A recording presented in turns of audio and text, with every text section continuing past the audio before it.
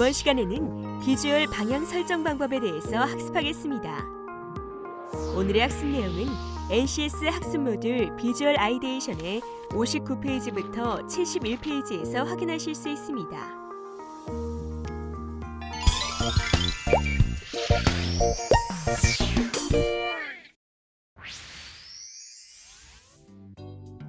윤서 씨. 네. 아이디어 프레젠테이션 준비 잘하고 있지? 다음 회의 때 윤서 씨 발표야? 네, 저 준비하고 있어요. 아니 어떤 아이디어부터 얘기해야 되지? 김 선배 발표 때 보니까 사람들이 질문 엄청 많이 하던데. 아이디어 발상? 선택? 뭐부터 하지?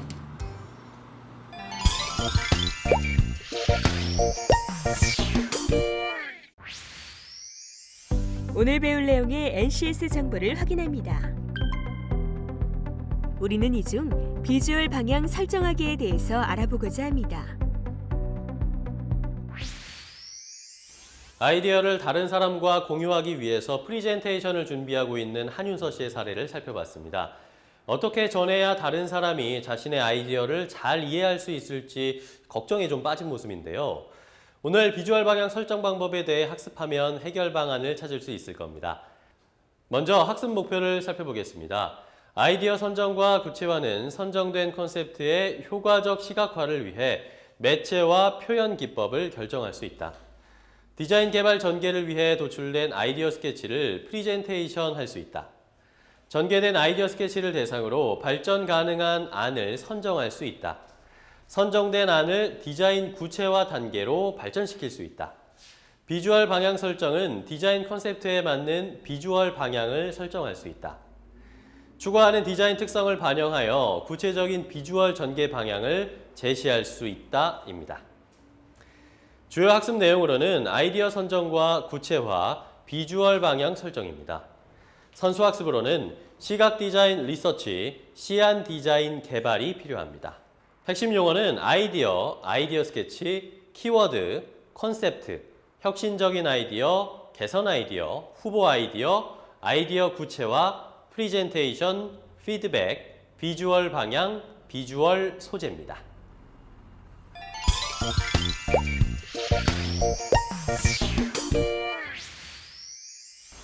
강사님 안녕하세요. 네, 안녕하세요. 반갑습니다.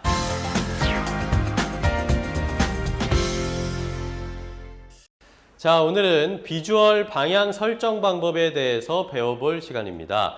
선정된 컨셉트의 효과적인 시각화를 위해선 먼저 아이디어를 선정해야 할 텐데요. 이렇게 많은 아이디어 중에 좋은 아이디어는 어떻게 구분을 할 수가 있을까요? 아이디어의 구분은 실효성과 유효성을 기준으로 할 수 있습니다. 아이디어 자체가 신선하지 못하고 실효성, 유효성이 부족한 아이디어는 바로 폐기해야 합니다. 아, 그렇군요. 그렇다면 혁신적이다라고 이야기하는 아이디어도 분명히 있을 텐데 이런 아이디어는 다른 아이디어와 어떤 차이가 있을까요? 혁신적인 아이디어는 실용적으로 사용하기에 어려움이 있지만 혁신적인 발상이 포함된 아이디어입니다. 네. 현실적인 제약과 실현성, 리스크와 비용 대비 효과를 고려하면 탈락할 수도 있는 아이디어이지만 몇 배 이상의 성과를 가져다 줄 수 있어 강력하고 영향력이 큰 아이디어라고 할 수 있죠. 현실적인 제약도 극복할 정도의 강력한 힘을 가진 그런 아이디어네요. 그렇습니다. 자, 그러면 아이디어를 선정하고 난 후에 그 이후에는 또 어떻게 해야 되나요? 디자인 콘셉트에 맞는 비주얼 방향을 설정해야 하는데요. 네. 비주얼 소재의 질적 수준은 독창성과 보편성을 가늠하는 중요한 요소입니다. 따라서 콘셉트의 선택 기준에 맞는 비주얼 소재를 선택해야 합니다. 비주얼 소재의 선택이 정말 중요한 것 같은데요. 자, 그러면 디자인 특성을 반영하는 구체적인 비주얼 전개 방향을 제시하기 위해선 어떻게 해야 하는지 강사님께서 더 자세히 설명해 주시겠습니다.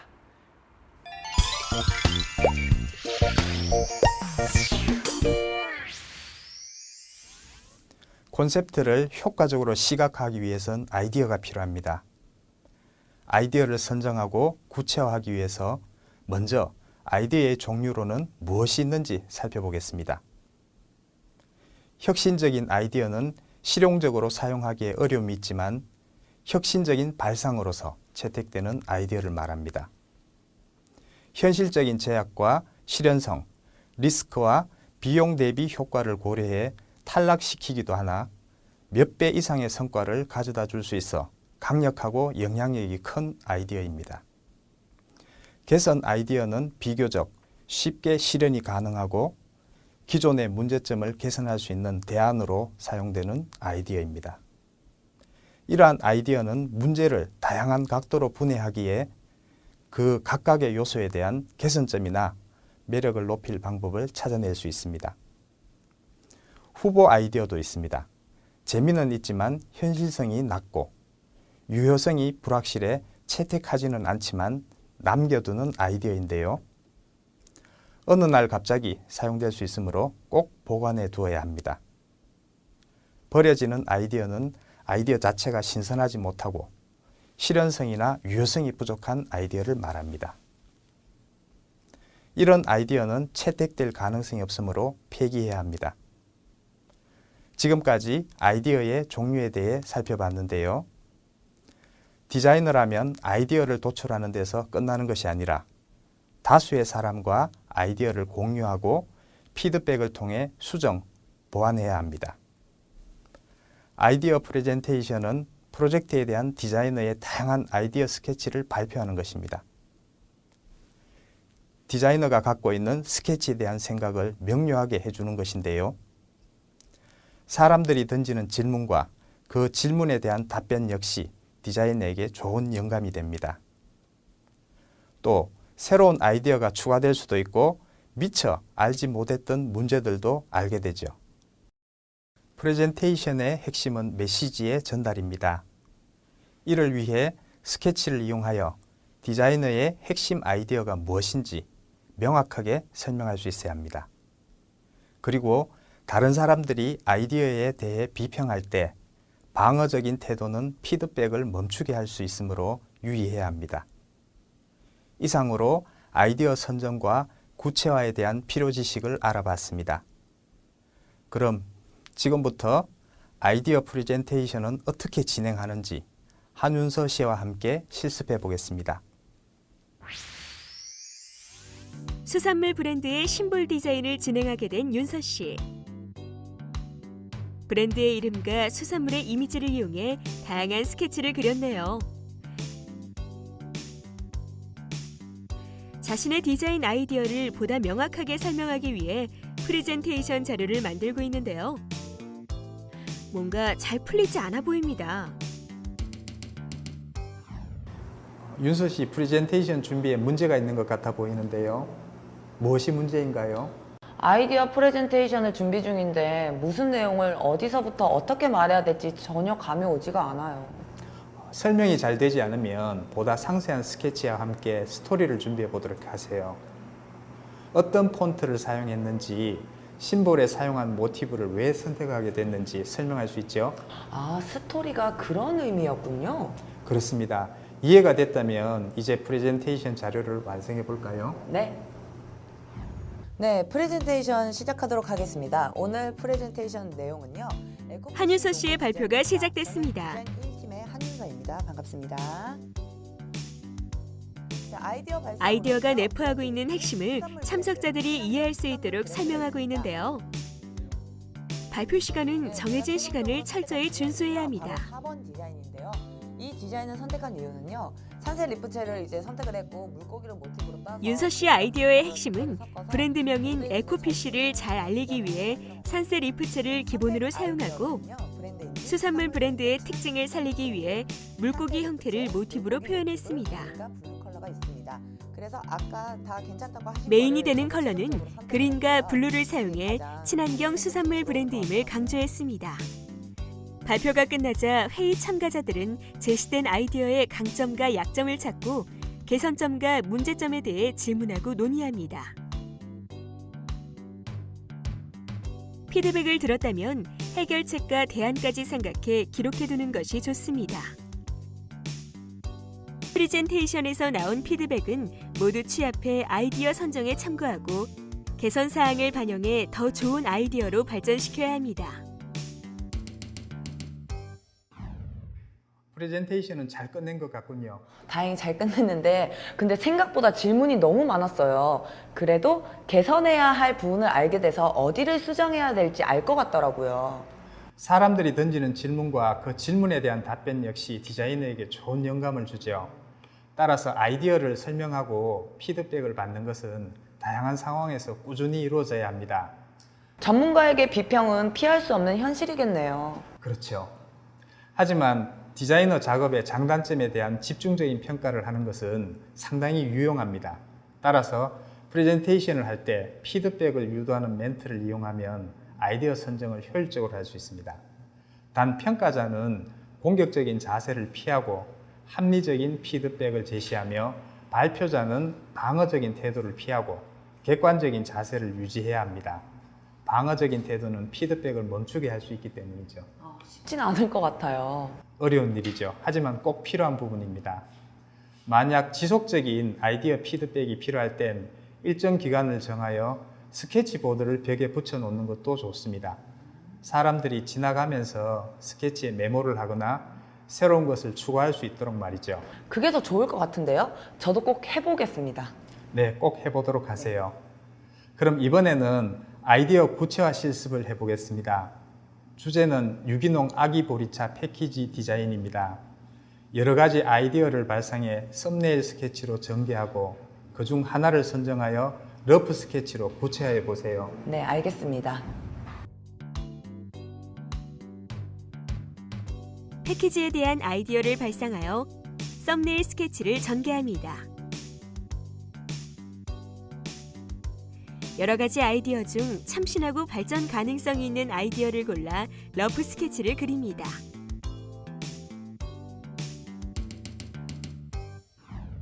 짠, 강사님 제가 해봤어요.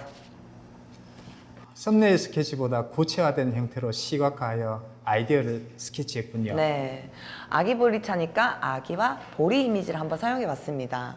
잘 표현된 것 같습니다. 여기서 드로잉 소프트웨어를 이용한다면 이미지와 레이아웃을 보다 정밀하게 표현해 아이디어를 구체화할 수도 있습니다. 근데 강사님, 드로잉 소프트웨어에는 어떤 것들이 있죠? 대표적으로 어도비 일러스트레이트, 코렐 드로우, 프리핸드, 오픈 오피스 드로우, 잉크스케이프 같은 프로그램이 있습니다. 그럼 드로잉 소프트웨어와 비슷한 페인팅 소프트웨어가 있잖아요. 그 둘은 어떤 차이가 있는 거예요? 페인팅 소프트웨어와 드로잉 소프트웨어는 둘 다 2D 컴퓨터 그래픽을 제작하기 위한 것입니다. 하지만 사용 방법과 데이터의 처리 방식에 따라 구분되는데요. 화상 표현 방법을 점, 바로 픽셀로 사용할 것인가 아니면 좌표, 포인트를 사용할 것인가에 따른 차이가 있는 것입니다. 그럼 드로잉 소프트웨어는 좌표인가요? 맞습니다. 드로잉 소프트웨어는 벡터 방식으로 선과 도형으로 그림을 저장하는 방식입니다. 단순한 도형과 같은 개체 표현에 적합하죠. 또 섬세한 선이나 형태를 효과적으로 표현할 수도 있습니다. 그리고 그림을 확대하거나 축소해도 화질에는 전혀 변화가 없는 그런 특징이 있죠? 그렇습니다. 그리고 벡터 방식 프로그램은 심벌이나 로고처럼 아주 정확해야 하는 그림을 그릴 수 있고 아주 쉽게 확대, 축소 같은 변형이 쉽다는 장점이 있습니다. 그러나 사용할 수 있는 색상에 한계가 있고 사진과 같은 유연한 작품을 만들 수 없는 단점도 있죠. 아직 저에게는 그리기가 복잡하고 어려운 것 같아요. 그래서 연습이 필요한 겁니다. 네, 연습하겠습니다. 네. 한윤서 씨가 이젠 어떤 아이디어를 선택하고 선택한 아이디어는 어떻게 사람들에게 설명해야 하는지 알게 됐습니다. 그럼 여기서 지금까지 배운 내용을 간략하게 정리해 보겠습니다. 먼저 아이디어의 종류에 대해서 살펴봤습니다. 혁신적인 아이디어는 혁신적인 발상으로서 채택되는 아이디어를 말하는데요. 현실적인 제약을 고려하면 탈락될 수도 있지만 강력하고 영향력이 큰 아이디어입니다. 개선 아이디어는 기존의 문제점을 개선할 수 있는 대안적인 아이디어고, 후보 아이디어는 참신하지만 유효성이 불확실해 채택하지 않고 남겨두는 아이디어입니다. 버려지는 아이디어는 실현성이나 유효성이 부족한 아이디어입니다. 다음으로 아이디어 프리젠테이션 방법도 알아봤는데요. 프리젠테이션에서의 핵심은 메시지의 전달이었습니다. 디자이너는 디자인의 핵심 아이디어가 무엇인지 명확하게 설명하기 위해서 스케치를 활용해 발표하는 것이 좋습니다. 그럼 이어서 비주얼 방향 설정에 대한 강의를 들어보도록 하겠습니다.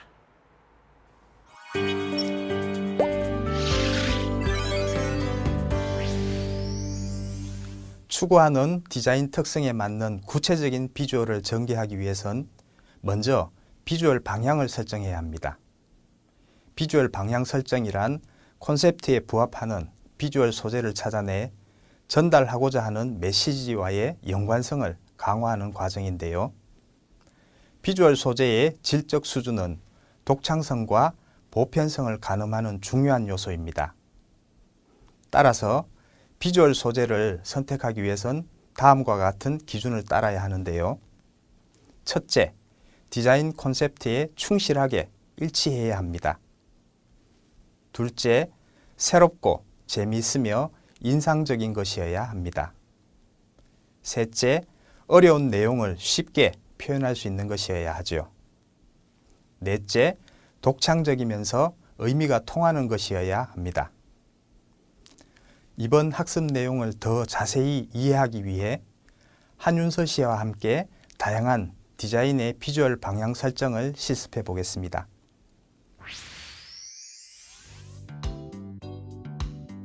올바른 인터넷 사용을 위한 공익광고 디자인이란 주제로 사내 공모전이 열렸습니다. 윤서 씨도 시간을 내어 참가하려 하는데요. 먼저 인터넷 과다 사용 방지를 하기 위한 광고 아이디어를 구상하고 전달하고자 하는 메시지도 요약했습니다. 인터넷은 잘 쓰면 유용하지만 잘못 쓰면 심각한 해가 된다 라는 메시지를 정했는데요. 키워드는 양면성으로 추출했습니다. 강사님, 이번 사내 공모전의 메시지와 키워드는 제가 정해졌는데요. 비주얼 콘셉트로 어떤 것이 좋을지 좀 고민 중이에요. 메시지에서 추출한 개념을 표현할 수 있는 비주얼 소재를 찾는 것이 시각 디자인의 일이죠. 개념에 부합하는 이미지는 구체화된 형태의 사물로 다양하게 생각해서 메모하는 것이 좋습니다. 그래서 양면성을 가진 것들이 무엇이 있을지 좀 찾아보고 있었는데 근데 이거다 싶은 거는 아직까지 잘 못 찾겠더라고요. 그럴 땐 비주얼 이미지들로 전달하고자 하는 메시지의 의미를 풀이해 보세요. 풀이가 논리적으로 전개된다면 그 비주얼 소재를 선택하면 됩니다. 그러면 어떤 소재를 선택해야 할지 찾을 수가 있을 것 같은데요? 그럼 가장 적합한 소재를 선정해 메시지와의 연관성을 정리해 보세요. 그런 후 정해진 소재로 다양하게 아이디어 스케치를 진행하는데요. 비교, 연상, 실물 표현 같은 여러 가지 방법을 통해 주제와 연관시켜 비주얼을 표현하도록 합니다. 알겠습니다. 콘셉트에 맞게 다양하게 아이디어를 스케치하는 윤서 씨. 전개된 스케치 중 한 가지를 골라 아이디어를 보완하고 있는데요. 양면성이라는 키워드를 잘 살린 아이디어로 흔히 볼 수 있는 참보고를 비주얼로 표현했습니다. 그런데 윤서 씨, 왜 하필 보고로 정했는지 말해줄 수 있어요? 먼저 보고를 사전에서 찾아봤는데요. 콜레스테롤을 감소시키고 해독 작용으로 우리 몸엔 좋지만 테트로도톡신이라는 특유의 독성으로 인해 잘못 먹으면 생명을 잃는다 라고 돼 있어요. 그래서 이런 특성을 인터넷의 양면성하고 잘 연결하면 의미가 잘 맞아떨어질 것 같아서 보고로 정해봤습니다. 레이아웃도 참보고 이미지를 크게 삽입하고 보고를 커서로 클릭하는 이미지를 표현해 인터넷과 관련된 내용임을 부각시켰습니다. 짠! 참보고와 커서가 키워드를 잘 살린 아이디어 같네요. 전체적으로 화면의 통일성도 상당히 있어요. 잘했네요. 그럼 이번에는 로고 디자인을 한번 실습해 보죠. 한지 공예품 브랜드를 위한 로고 디자인입니다. 근데 브랜드 디자인에 대해서 여쭤볼 게 있는데요. 브랜드 디자인을 BI라고 하잖아요. 그럼 CI는 뭐죠? CI란 Corporate Identity의 약자로서 글자 그대로 기업 아이덴티티를 의미하는데요. 여기서 말하는 아이덴티티의 출발점은 기업의 내부라고 보면 됩니다. 기업 안에서 출발하여 바깥으로 향하는 일관된 메시지나 특징을 의미합니다. 기업이 소비자에게 보여주고 싶은 이미지가 CI라는 말씀이신 거죠? 맞습니다. 회사가 지향하고자 하는 방향을 간결한 디자인으로 요약해 보여주는 것입니다. 회사가 고객과 만나는 모든 접점에 동일한 이미지를 주고자 하는 것이 CI의 핵심입니다. 그럼 CI는 조금씩 바뀔 수 있다는 건가요? 홈페이지나 간판, 쇼핑백 같은 곳에 사용된 디자인이 조금씩 다 다르잖아요. 아이덴티티를 유지한다는 의미와 동일한 디자인을 적용하는 것에는 약간 차이가 있습니다. 전체적으로 보아서 통일성을 강조하는 것이지 똑같은 디자인을 적용해야 한다는 것은 아니지요. 알다시피 각각의 매체는 각각의 매체가 가지는 특성이 있기 때문입니다. 아, 그럼 홈페이지는 사이버 공간에 맞게 디자인되어야 하고 명함은 명함답게, 그리고 쇼핑백은 쇼핑백답게 디자인이 되어야 된다는 그런 말씀이신 거죠? 맞습니다. 그럼 CI가 BI보다 더 큰 개념인가요? 그렇죠. CI는 회사를 이야기하고 BI는 브랜드를 이야기한다는 점이 가장 큰 차이점인데요. 기업을 설립하여 운영하다 보면 다양한 브랜드가 나올 수 있습니다. 하지만 다양한 CI가 나온다는 것은 상상하기 어렵죠. 그럼 BI는 CI 속에 편입되는 이미지를 가지게 되는데 그런 측면에서 CI는 통합 브랜드의 역할을 합니다. 그럼 BI에 담아야 하는 개념과 CI 디자인에 담아야 되는 개념이 좀 다른겠네요. 그렇습니다. CI는 기업이 직원 혹은 관련인들에게 어떤 비전을 심어줄 것인가를 담는 것이고 BI는 고객에게 주고 싶은 알파가 무엇인가를 찾아내서 그 알파를 이야기할 수 있는 디자인을 개발하는 것입니다. BI가 조금 더 마케팅적인 요소를 가지고 있네요. 그렇죠. 그러다 보니 BI와 CI의 디자인 방향에도 차이가 있습니다.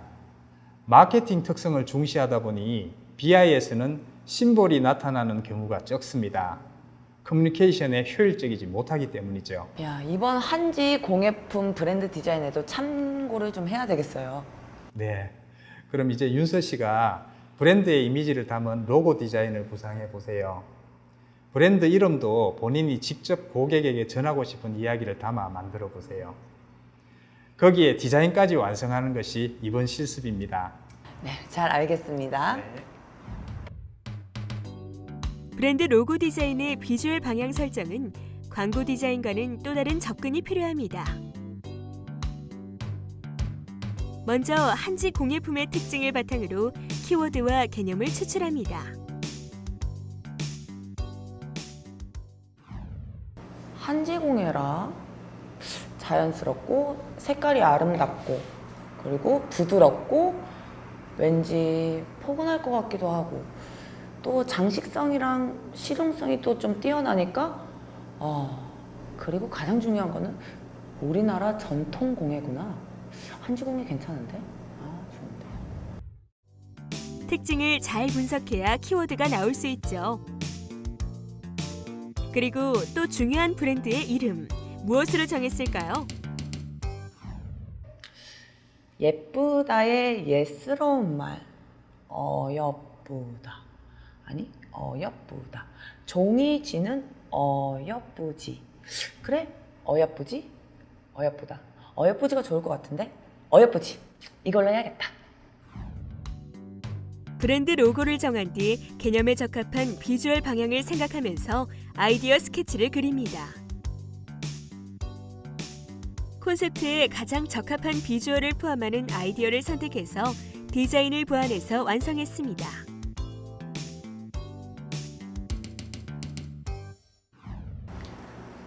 두둥치. 제가 완성한 로고 디자인인데 어떠세요? 어여쁘지. 어여쁘게 이름 잘 지으셨네요. 네. 특히 로고 디자인에서 서체는 비주얼 이미지를 나타내는 중요한 요소인데 서체가 가지는 이미지를 고려하여 스케치를 잘한 것 같아요. 그렇죠. 정말 고민을 많이 했는데 브랜드 이름을 잘 뽑아낸 것 같아요. 일단 비주얼 요소로 이렇게 제가 꽃을 넣었더니 더 여성스럽게 표현이 또 된 것 같고요. 고민을 많이 한 흔적이 보입니다. 맞습니다. 여기서 한 가지 유의사항을 집어준다면 비주얼 소재는 주제에 대한 즉각적인 연상이 이루어질 수 있는 것으로 선택하는 것입니다. 따라서 디자인 콘셉트에 맞는 비주얼 방향을 설정하기 위해선 평소 사물에 대한 관찰 습관을 길러야 합니다. 관찰을 많이 해야 될 것 같아요. 알겠습니다. 교수님 오늘도 감사드립니다. 네, 수고하셨습니다.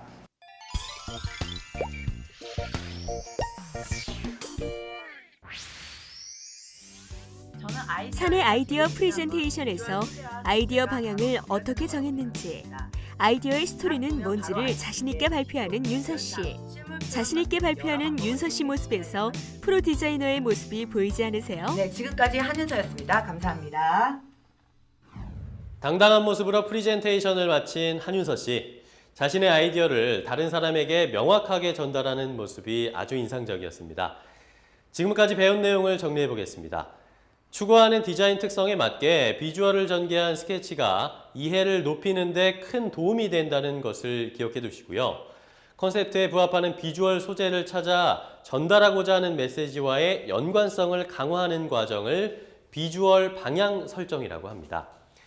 비주얼 소재를 선택하기 위해선 특별한 기준이 있는데요. 디자인 컨셉트와 일치하고 새롭고 재미있으며 인상적인 것이어야 합니다.